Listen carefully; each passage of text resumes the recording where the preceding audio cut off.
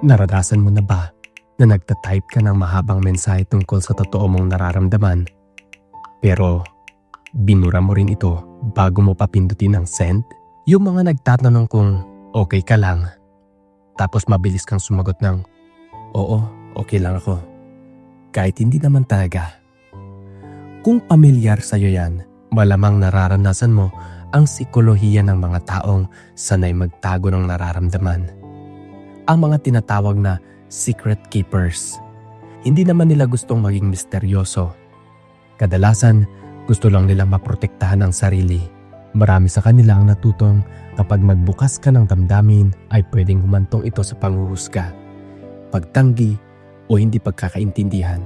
Kaya kapag nasaktan o nabaliwala ang damdamin nila nun, parang natuto na ang isip nila ng isang simpleng panuntunan.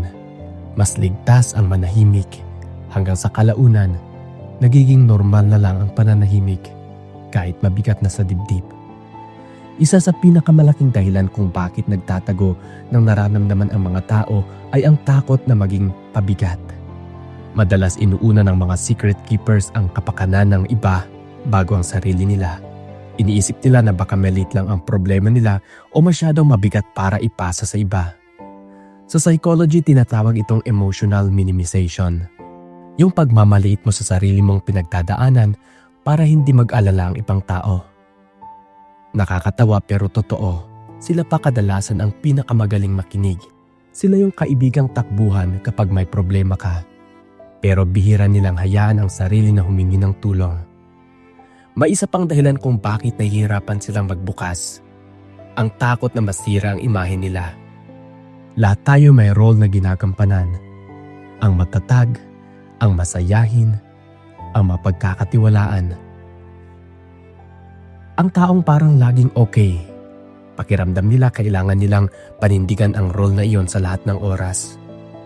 Natatakot sila na kapag ipinapakita nila ang hirap na pinagdadaanan nila, baka magbago ang tingin ng mga tao o hindi na sila asahan.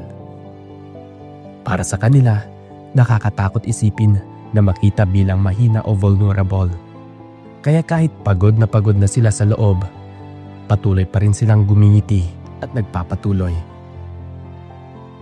Minsan ang pagtatago ng nararamdaman ay nagbibigay ng pakiramdam na may kontrol ka.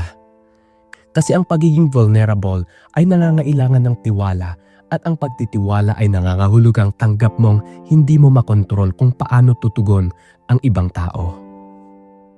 Pwede kang hindi maintindihan, husgahan, o baliwalain.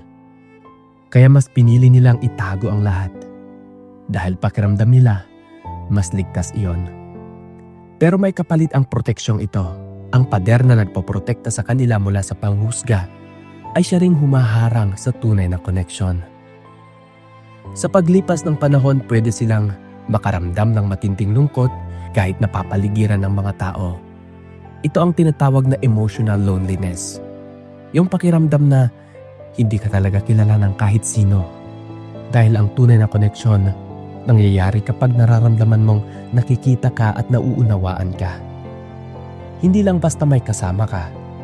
Kapag matagal mong itinatago ang tunay mong pinagdadaanan, darating ang puntong isipin mo, kung makilala kaya nila ang totoong ako. Mananatili pa kaya sila? Tahimik lang ang tanong na ito pero madalas itong nananatili sa isip at nakakaapekto sa pakikitungo sa iba. Sa huli, nagiging automatic na lang ang lahat. Ang pagsasabing okay lang ako, nagiging reflex. Ang pagngiti, nagiging natural na. Ang pananahimik, naging pamilyar. Hindi naman nila gustong ilayo ang sarili sa iba.